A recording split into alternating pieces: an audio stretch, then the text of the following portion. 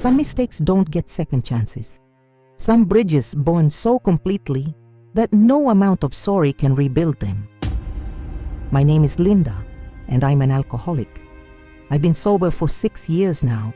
6 years of meetings and therapy and fighting every single day to stay clean.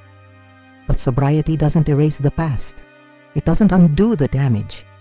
And it doesn't make my son forgive me. His name is Michael.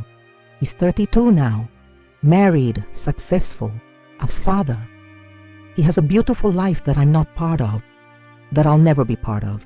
Because when he needed a mother, I gave him a drunk instead. Before we continue, I just want to say thank you for being here.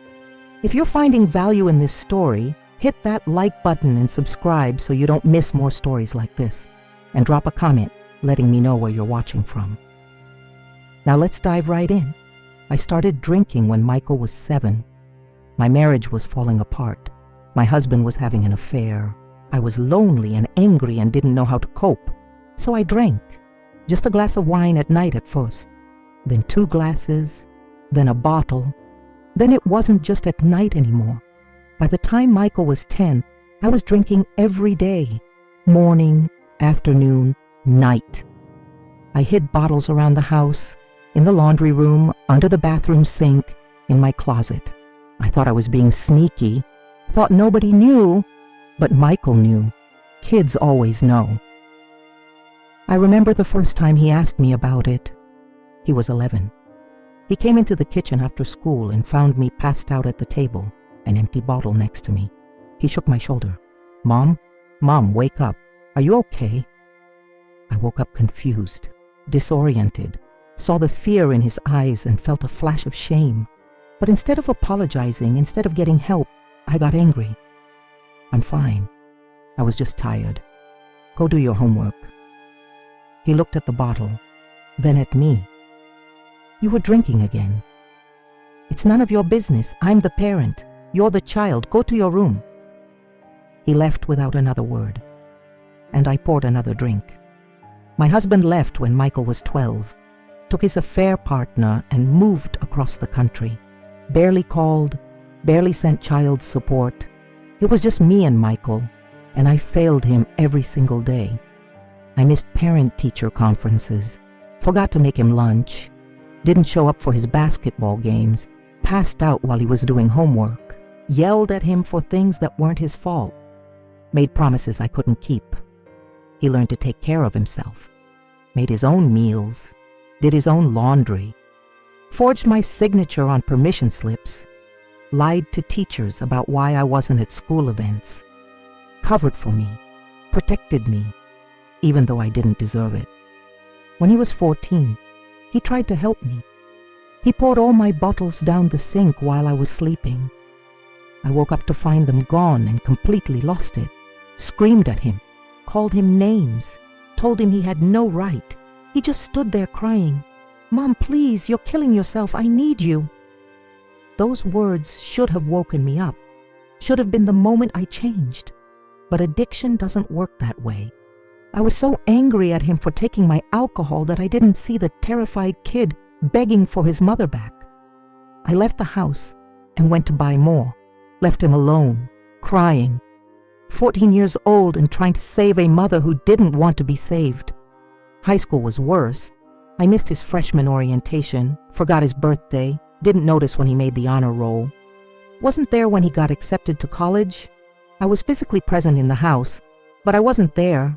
Not really. I was lost in a bottle. He stopped talking to me unless he had to, stopped asking me for anything, stopped expecting anything. The light in his eyes when he looked at me died, replaced by disappointment, then resignation, then nothing. He looked at me like I was a stranger, and I was. The worst night was his senior year. He had a big game, championship. He'd been working toward it all season. He asked me that morning, Mom, can you please come tonight, please? It's important. I said yes. I promised. He smiled. Actually smiled at me for the first time in months. Thanks, Mom, it means a lot. I meant to go. I really did. But I started drinking that afternoon. Just one drink, then another, Then I lost track. When I finally looked at the clock, the game was over. I'd missed it. Again. Michael came home late that night. They'd won. His team won the championship. He walked past me, sitting on the couch with my drink, and went straight to his room. Didn't say a word, didn't yell, didn't cry, nothing. That silence was worse than any anger. The next morning, I found a note on the kitchen table. I'm done. I'm leaving as soon as I graduate. Don't try to stop me. Don't try to contact me. You chose alcohol over me every single day of my life. Now I'm choosing myself. I called after him, apologized, begged, but he was done, and I couldn't blame him. He left for college 3 months later. Didn't tell me where. Didn't give me his number, didn't say goodbye. He just left, and I kept drinking. I hit rock bottom 2 years after he left. Woke up in a hospital, alcohol poisoning.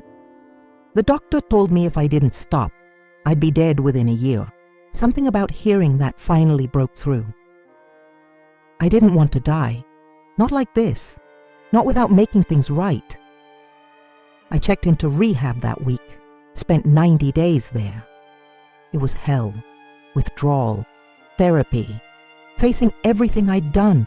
Everything I'd destroyed. I saw Michael's face every day.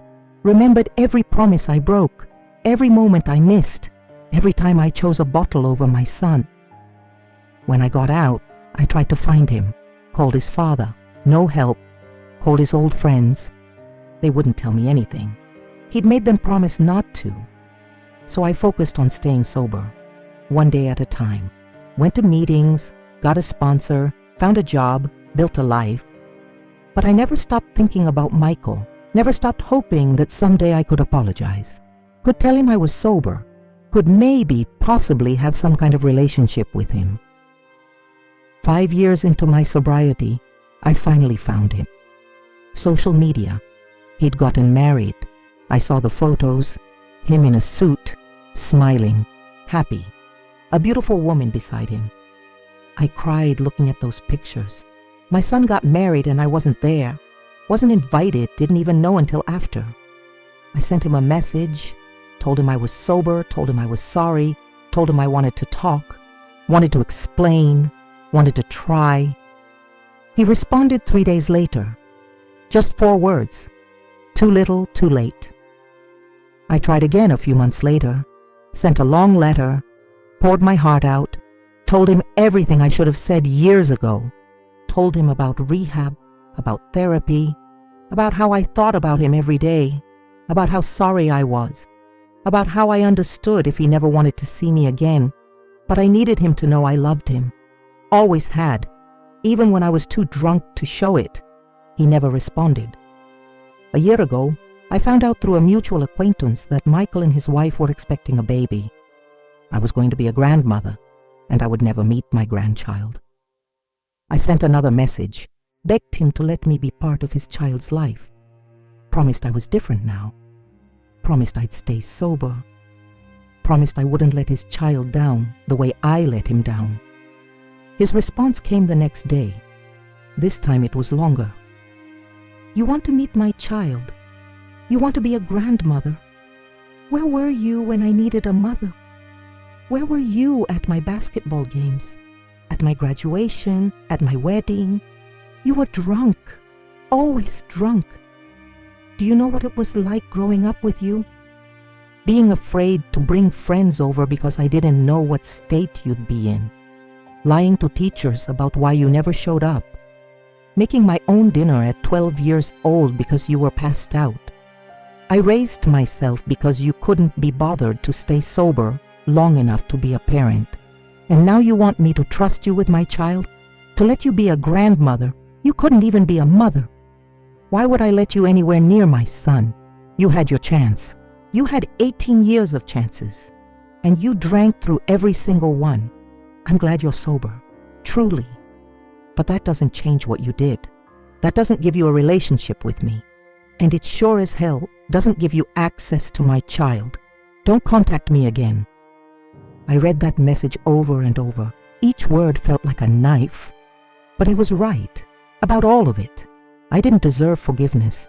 didn't deserve a second chance, didn't deserve to meet my grandchild. The hardest part of sobriety is living with what you did while you were drinking. The people you hurt, the moments you missed, the relationships you destroyed.